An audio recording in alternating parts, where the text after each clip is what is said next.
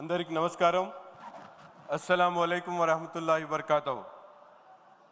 ఈరోజు మైనారిటీల సంక్షేమం మీద ఇంత పెద్దటి సభలో మాట్లాడేటువంటి అవకాశం కల్పించినందుకు తెలుగుదేశం పార్టీ జాతీయ అధ్యక్షులు నారా చంద్రబాబు నాయుడు గారికి, ప్రధాన కార్యదర్శి నారా లోకేష్ గారికి, రాష్ట్ర అధ్యక్షులు పల్లా శ్రీనివాసరావు గారికి, అలాగే వేదిక మీద ఉన్నటువంటి పెద్దలకు, ముందున్నటువంటి తెలుగుదేశం పార్టీ వీర సైనికులందరికీ కూడా హృదయపూర్వకమైనటువంటి నమస్కారాలు తెలియజేస్తా ఉన్నా. సోషలిజం కాదు, కమ్యూనిజం కాదు, తెలుగుదేశం పార్టీ సిద్ధాంతం హ్యూమనిజం అంటూ ఆనాడు అన్న నందమూరి తారక రామారావు గారు, నేడు మనందరి ప్రియతమ నాయకులు చంద్రబాబు నాయుడు గారు ఈరోజు మనుషులు మతం ముఖ్యం కాదు, మనుషులు అంటూ రేపు మనందరికి కూడా నాయకుడిగా ఉన్నటువంటి లోకేష్ గారు ముస్లింల మైనారిటీలను నా కంటికి రెప్పలా కాపాడుకుంటాను అంటూ యువగళం పాదయాత్ర ద్వారా ప్రతి ఒక్క ముస్లిం సోదరుడు కూడా ధైర్యాన్ని నింపినటువంటి మా నాయకుడు నారా లోకేష్ గారు, ఈ ముగ్గురు నాయకత్వంలో ఏర్పడినటువంటి తెలుగుదేశం పార్టీ కేవలం ముస్లింలకు సంక్షేమ అభివృద్ధి కార్యక్రమాలే కాదు, ఈ రాష్ట్రంలో ఉన్నటువంటి ప్రతి ఒక్క ముస్లిం సోదరుడు కూడా గర్వంగా నేను తెలుగుదేశం పార్టీ కార్యకర్తని, నాయకుడిని అని చెప్పుకునేటువంటి విధంగా ఆనాటి నుంచి నేటి వరకు కూడా ఎన్ని ఇబ్బందులు పెట్టినా, ఎన్ని కష్టాలు వచ్చినా ఎత్తినటువంటి జెండాను దించకుండా ఈ రోజు కూడా చంద్రబాబు నాయుడు గారి నాయకత్వంలో ముందుకు సాగుతున్నటువంటి పరిస్థితులు ఉన్నాయి. ఈరోజు 10% జనాభా కలిగినటువంటి మన ఈ ఆంధ్ర రాష్ట్రంలో ముస్లింలు వెనకబడి ఉన్నారు. ఆనాడు ఏదైతే స్వాతంత్రానికి ముందు సచార్ కమిషన్ రిపోర్టు, దళితుల కన్నా ముస్లింలు వెనకబడి ఉన్నారు, అత్యంత హీనమైనటువంటి పరిస్థితిలో ఉన్నారనేటువంటి వాస్తవాన్ని గ్రహించినటువంటి నాయకుడిగా మన ప్రియతమ నాయకుడు చంద్రబాబు నాయుడు గారు ప్రతి ఒక్క సందర్భంలో కూడా మైనార్టీల జీవితాల్లో వెలుగు నింపాలనేటువంటి ఆలోచనతో ఆనాడు ఉన్నత విద్య ఏ ఒక్క మైనారిటీ బిడ్డకు కూడా దూరం కాకూడదనేటువంటి ఆలోచనతో ఎవ్వరూ చేయనటువంటి విధంగా ఈ రాష్ట్రంలో మైనారిటీలకు ఉన్నత విద్య దూరం కాకూడదనేటువంటి ఆలోచనతో విదేశీ విద్య ఏదైతే మౌలానా అబ్దుల్ కలాం విదేశీ విద్య పేరుతో మైనారిటీ బిడ్డలను ఫారిన్కి పంపించి చదివించినటువంటి మహానుభావుడు మన నాయకుడు చంద్రబాబు నాయుడు గారు.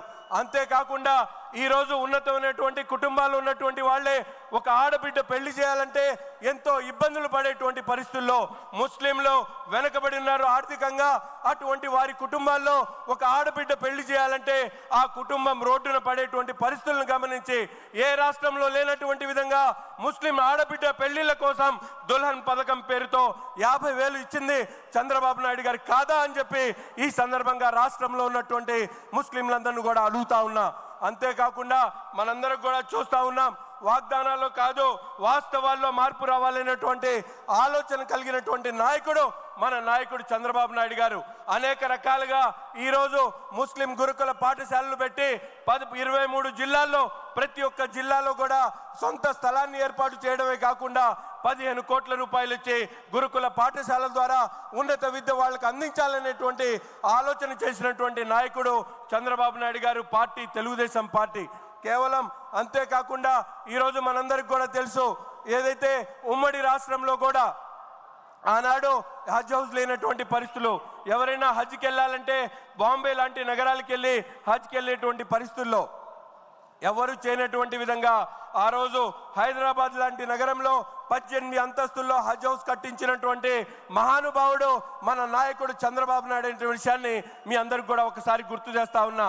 అంతేకాదు 2014లో ఈ తెలుగుదేశం పార్టీ ప్రభుత్వం ఏర్పడిన తర్వాత కడప సిటీలో మీ అందరూ కూడా చూస్తూ ఉంటారు. ఈరోజు 2014లో ఏదైతే కడప నగరంలో కట్టినటువంటి హజ్ హౌస్ మన గత ప్రభుత్వంలో వైఎస్ఆర్సీపీ జగన్మోహన్ రెడ్డి ఈ ప్రాంతానికి సంబంధించినటువంటి శాసనసభ్యుడిగా ముఖ్యమంత్రిగా ఉండి కూడా ఆ హజ్ హౌస్ ని పూర్తిగా నిర్మాణం చేయకుండా ముస్లింలకు ద్రోహం చేసినటువంటి విషయాన్ని ఈ సందర్భంగా మీ అందరికీ కూడా గుర్తు చేస్తా ఉన్నా. కరోనా లాంటి మహమ్మారిలో వాడుకున్నటువంటి హాస్పిటల్గా వాడుకున్నటువంటి కడప హజ్ హౌస్ని తిరిగి సిరంజీలు కూడా తీయకుండా ఈ రోజు వరకు కూడా అట్లాగే పడేసినటువంటి పరిస్థితులు ఉన్నాయి.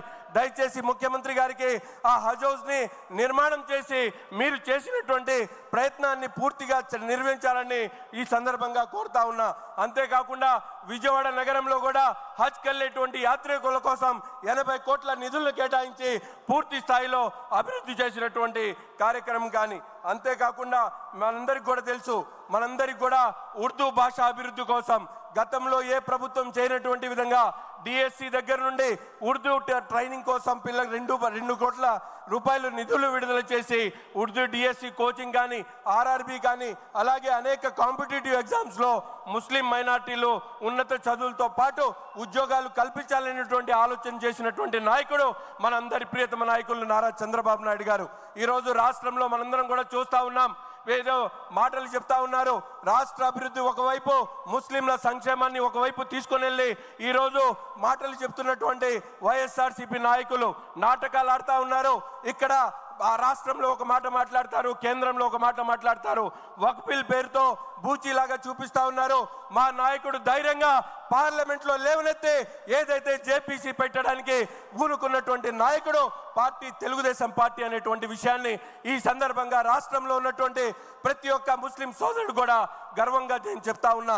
అంతేకాకుండా మనందరికి కూడా తెలుసు, మౌజన్ ఇమాంలకు సంబంధించి వారందరూ కూడా మిగతా వారితో సమానంగా ఉన్నతమైనటువంటి జీవితాలు గడపాలనేటువంటి ఆలోచనతో ఒక పక్కన ఇమాంలకు 10,000 మౌజన్లకు 5,000 ఇచ్చేటువంటి కార్యక్రమాలు పెట్టడమే కాకుండా ఈరోజు రంజాన్ పండుగ వచ్చినా కూడా రంగులేసుకునేటువంటి పరిస్థితులు గత ప్రభుత్వంలో లేదు. కానీ మన ప్రభుత్వం వచ్చిన తర్వాత ప్రతి మసీదు కూడా 5,000 ఇచ్చేటువంటి ఒక మహత్తరమైనటువంటి కార్యక్రమాన్ని మన నాయకుడు తీసుకున్నటువంటి పరిస్థితులు. ఈ విధమైనటువంటి సంక్షేమ కార్యక్రమాలే కాకుండా మనందరం కూడా చూస్తూ ఉన్నాం, గత ప్రభుత్వంలో ఎన్నో మన ముస్లింల మీద ఎన్నో రకాల ఆత్మహత్యలు, వాళ్ళందరూ కూడా ఎన్నో ఆకృత్యాలు జరిగినటువంటి పరిస్థితులు. ఒక పక్కన హజీరాబీ కానీ అబ్దుల్ సలాం కానీ అలాగే ఆత్మకూరు నగరంలో 100 మంది ముస్లిం కుటుంబాలను బహిష్కరించినటువంటి పరిస్థితులు. ఆ రోజు ప్రతిపక్షంలో చంద్రబాబు నాయుడు గారు స్వతహాగా ఆ 100 కుటుంబాలను తీసుకొని వెళ్ళి చలో ఆత్మకూరు పేరుతో వాళ్ళ ఇంటి దగ్గరికి దించినటువంటి నాయకుడు మనందరి ప్రియతమ నాయకుడు నారా చంద్రబాబు నాయుడు గారు. ఇటువంటి నాయకత్వంలో రాబోయేటువంటి తరానికి నాయకుడిగా మన అన్న నారా లోకేష్ గారు, ఈరోజు నేటి తరానికి మన చంద్రబాబు నాయుడు గారు, గతంలో అన్న నందమూరి తారక రామారావు గారి నాయకత్వంలోనే ఈ రాష్ట్రంలో తెలుగుదేశం పార్టీ హయాంలోనే ముస్లింలకు నిజమైనటువంటి సంక్షేమం అభివృద్ధి సాధ్యమవుతుందనేటువంటి విషయాన్ని తెలియజేస్తూ ప్రతి ఒక్కరు కూడా ఎత్తినటువంటి జెండా దింపకుండా మేమందరం కలిసికట్టుగా ఈ రాష్ట్ర అభివృద్ధిలో భాగస్వాములవుతూ ముస్లింల అభివృద్ధి కోసం పాటుపడుతున్నటువంటి తెలుగుదేశం పార్టీని గెలిపించుకోవాల్సినటువంటి అవసరం ఉందని చెప్పి ఈ సందర్భంగా తెలియజేస్తూ నాకు అవకాశం ఇచ్చినందుకు ధన్యవాదాలు తెలుపుతూ సెలవు తీసుకుంటాను. ధన్యవాదాలు.